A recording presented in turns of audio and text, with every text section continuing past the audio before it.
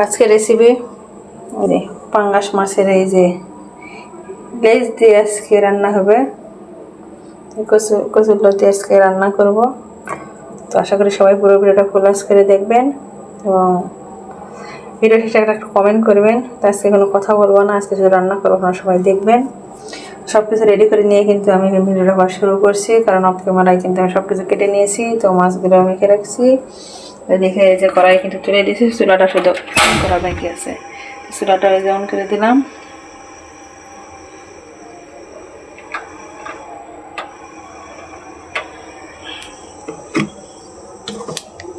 তো এখন এই যে তেল কিন্তু দিয়ে নেব। আগে মাছটা কিন্তু আমি ভেজে নেব, তারপর কিন্তু রান্না করতে বেশি কথা বলবো না, শুধু আজকে রান্না করবো, কারণ কথা বলতে ইচ্ছে করতেছে না। তো দেখে থাকুন পুরো পুরোটা কীভাবে রান্না করি।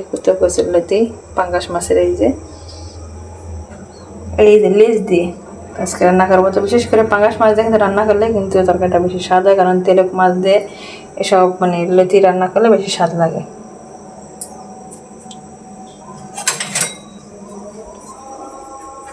এখানে যে আলু কেটে নিয়েছি, আলু কিন্তু দিব। তেলটা গরম হয়েছে,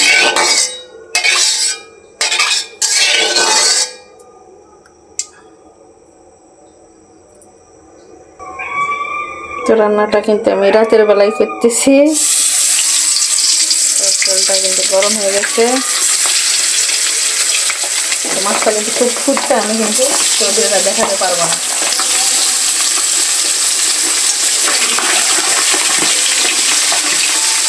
দুধ খায় কিন্তু আমি মাছটা কিন্তু ভেজে নিচ্ছি, কিন্তু আজান দিচ্ছে এখন।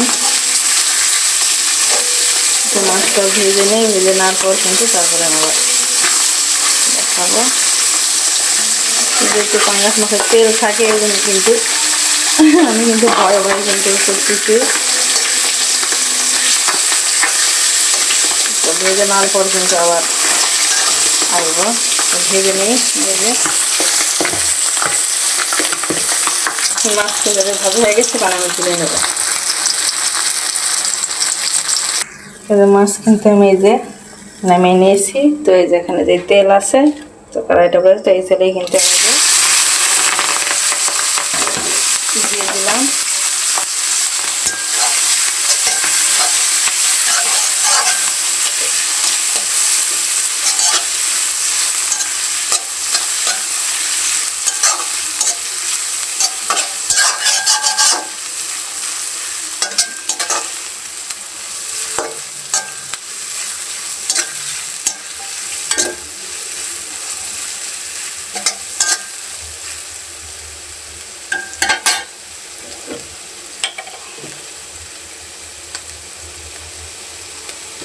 তার একটু তেল আমি দিয়ে নিলাম একবারে।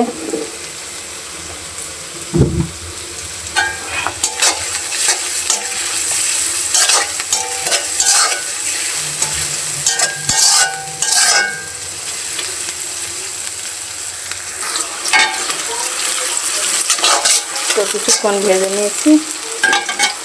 এখন এই যে আদা রসুন বাটা যেখানে আছে তো দিয়ে নেব।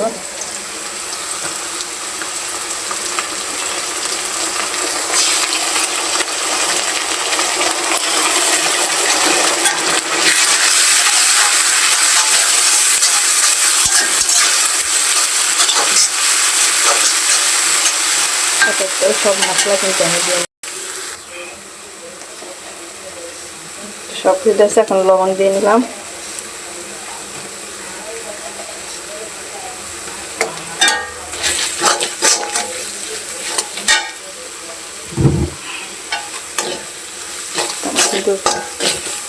কষিয়ে নিয়ে কিন্তু আমি কষানো হয়ে গেছে এই যে। তো এখন আমি এই যে কচুরলতি কিন্তু আমি ঢেলে দেবো।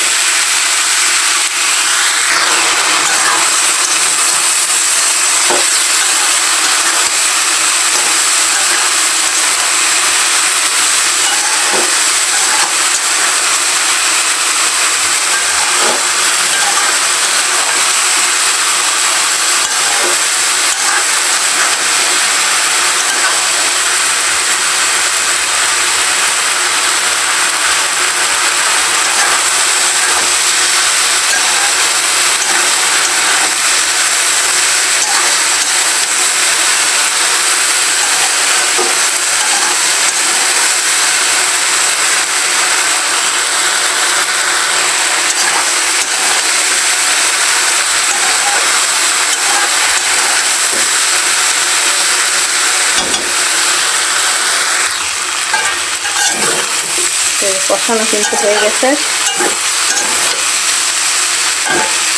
তখন কিন্তু পানি দিয়ে দেবো।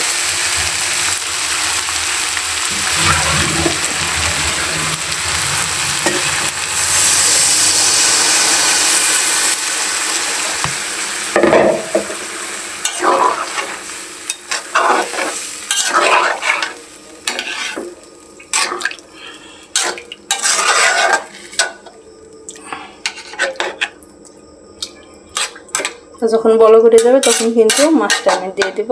তারপর কিছুক্ষণের পর রান্নাটা কিন্তু শেষ।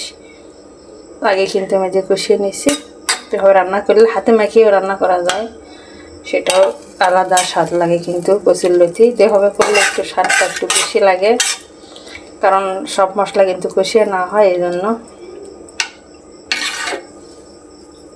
আর আমার বিশেষ করে বগুড়ার মানুষ একটা আলু খায় সব তরকারিতে, এই জন্য আলুটা দিয়েছি। তো খালি লতিও রান্না করে, লতি করি না, কারণ আলু খাই। এখন কিন্তু বলক আসা পর্যন্ত অপেক্ষা করবো, তারপর কিন্তু মাছটা দিয়ে নেব। তো এখনও আমার ভিডিও যারা এই পর্যন্ত আসছেন তো লাইক দেননি, ছোট্ট একটা লাইক দিবেন। আর যদি রান্নাটা ভালো লাগে তো একটা কমেন্ট করবেন। দেশে এবং দেশের বাইরে থেকে যে ভাই বোনেরা আমার ভিডিওটা দেখেন, তো সবাইকে অসংখ্য ধন্যবাদ। এভাবে পাশে থাকার জন্য সবাইকে বলছি আমাদের অসংখ্য অসংখ্য ধন্যবাদ। তাই একটু অফ ক্যামেরায় যেতে হবে, তো বলক আসা পর্যন্ত, তো ভিডিওটা বড় হয়ে যাবে। তো এই যে বরফ উঠে গেছে, এখন কিন্তু মাছটা কিন্তু দিয়ে দিতে হবে।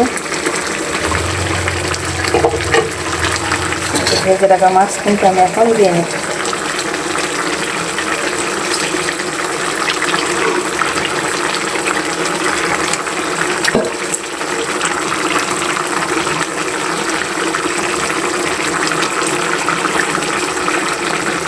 আবার কিছুক্ষণের জন্য নিয়ে ঢেকে দিতে, তারপরে কিন্তু রান্না খেতে আবার কমপ্লিট।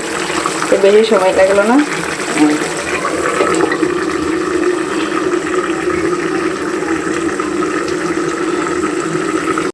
আমি বন্ধ করে দিয়েছি। তো শেষ ভালো লোকটা দেখে দেখাচ্ছে, দেখেন রান্না হয়ে গেছে। এই যে পাঙ্গাস মাছ দিয়ে এই যে কিন্তু কচুর লতি রান্না করলাম। তো সবার কাছে কেমন লাগলো সবাই কমেন্টে জানাবেন, এবং এভাবে কিন্তু রান্না করে খাবেন। তো সবাইকে আবারও শেষে বলছি, সবাই কিন্তু লাইক দিবেন প্লিজ। সবাই ভালো থাকবেন, আল্লাহ হাফেজ, আসসালামু আলাইকুম।